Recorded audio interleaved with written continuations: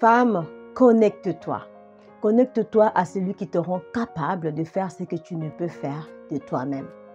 Shalom. Je suis le pasteur Noémie Kalambay. Je sers Dieu depuis 18 ans déjà auprès de mon mari, qui est aussi mon pasteur et mon père spirituel. Mais ça fait 6 ans seulement que je sers Dieu en tant que pasteur. Ça a été un très long parcours que j'aimerais aujourd'hui en quelques lignes partager avec vous. Je suis rentrée en contact des choses de Dieu très tôt. J'avais une tante paternelle qui fréquentait une église de réveil et qui m'emmenait à l'église avec elle. Déjà, à 6 ans, j'avais pris goût aux choses de Dieu. Alors que les enfants de mon âge lisaient des bouquins comme Tintin et Milou pour apprendre à lire, moi, je lisais la Bible. Je connaissais toutes les histoires de la Bible, de la création à la naissance de Jésus. À 11 ans, je jeûnais sans que personne ne m'envoie. Je me retirais, je me privais de nourriture. J'entrais en chambre, je priais.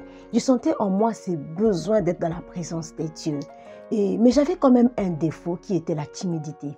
J'étais très timide, j'étais très introvertie, très réservée. J'évitais les regards des gens. Je ne parlais pas, ni à l'école, ni à la maison. Mais cela ne m'a pas empêché d'évoluer dans les choses de Dieu. Je me suis fait baptiser et j'ai intégré le groupe de louanges. Un jour, alors que nous étions en retraite avec le groupe de louanges, j'ai été visitée par le Saint-Esprit. Ce jour-là, je parlais en langue et je me suis vue, alors que nous dormions, j'ai eu une vision. Je me suis vue dans une grande salle. Il y avait plein de monde devant moi et je tenais un micro. Dieu m'a dit que tu seras ma servante, je vais t'utiliser pour la gloire de mon nom. Pour moi, comme j'étais chantre, je me suis dit que Dieu allait m'utiliser dans la musique. Donc, j'ai soigneusement gardé cette prophétie. Et une fois que j'avais grandi, à 22 ans, je me suis mariée, j'ai atterri en Autriche. Je me suis retrouvée très jeune, déjà, maman pasteur. Et il arrivait deux fois dans des réunions de femmes et on me demandait de clôturer la prière tout naturellement parce que j'étais femme des pasteurs. Et ça, pour moi, c'était une torture, c'était une corvée, c'était impossible. À chaque fois que je devais prendre la parole devant les gens, j'avais des maux de ventre, j'avais des sueurs froides, j'ai transpiré, j'ai tremblé, j'ai bégayé, c'était pas possible. Au point que ça m'arrivait parfois de fuir. Je m'éclipsais, j'allais aux toilettes. Quand je voyais que la réunion de prière arrivait à la fin, j'allais aux toilettes et j'attendais la fin pour réapparaître. Tout ça pour ne pas devoir prendre la parole devant les gens. Je fuyais mon appel, je ne voulais même pas de ça. Mais un jour, alors que je venais d'accoucher, j'étais toute seule à la maison, j'étais en train de suivre un culte en direct. Les chantres étaient en train d'entonner une chanson et je chantais avec eux. Je me suis sentie vraiment emportée par le Saint-Esprit. Je me suis retrouvée par terre, à genoux, en train de pleurer à chaudes larmes. Les chants disaient « Je me donne totalement, tu peux m'utiliser. Je me donne totalement. » Alors que je disais ces paroles, c'était plus qu'un chant. Je sentais que ça sortait du plus profond de moi. C'était devenu une prière. Le Saint-Esprit avait envahi l'atmosphère. Je me sentais emportée par le Saint-Esprit. Alors je me suis agenouillée. J'ai dit à Dieu, j'abandonne. Je ne veux plus me battre contre toi. Je me donne totalement à toi. Prends ma vie. Fais de moi ce que tu veux. Ma vie est entre tes mains. Fais de moi ce que tu veux.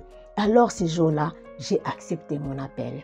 Et quelques semaines plus tard, il y a la responsable des femmes qui m'a appelée pour m'informer qu'on allait organiser notre première convention des femmes et que j'avais été désignée pour modérer pendant les 3 jours. Waouh! J'ai tremblé, j'ai dit à Dieu, mais Seigneur, à peine je viens d'accepter mon appel, que tu me jettes déjà à l'eau.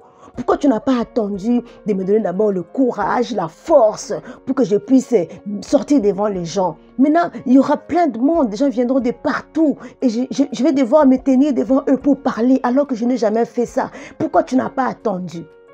Dieu me dira, je n'appelle pas les personnes qui sont qualifiées, mais je qualifie les personnes que j'appelle. Si tu attends d'être complète pour me servir, alors tu ne me serviras jamais. Va tel que tu es. C'est alors que tu me serviras que je te donnerai les capacités et les qualités qu'il faut. Alors j'ai compris.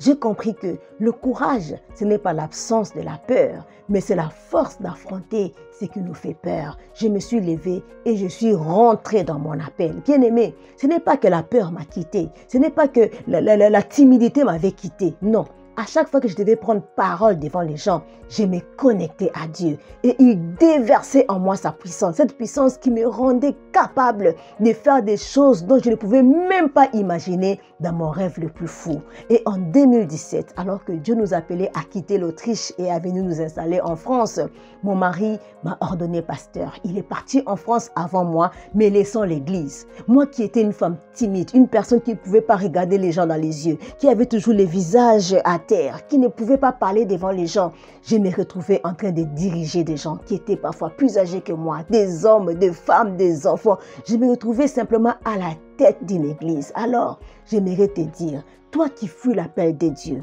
parce que tu es femme, tu es noire, tu es petit, bien-aimé, connecte-toi à Dieu.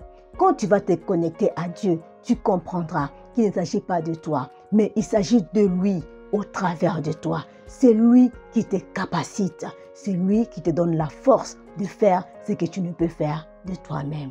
Femme, connecte-toi à Dieu.